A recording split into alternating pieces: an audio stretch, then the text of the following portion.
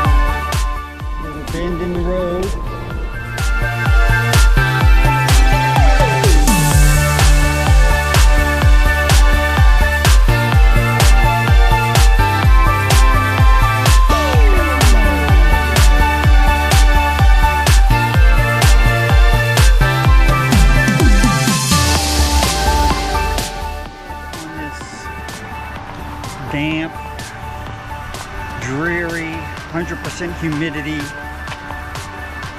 late fall, December morning. End up going riding. I wasn't going to do it just because it was so overcast and everything's so wet out here, but I'm glad I did. It was a nice little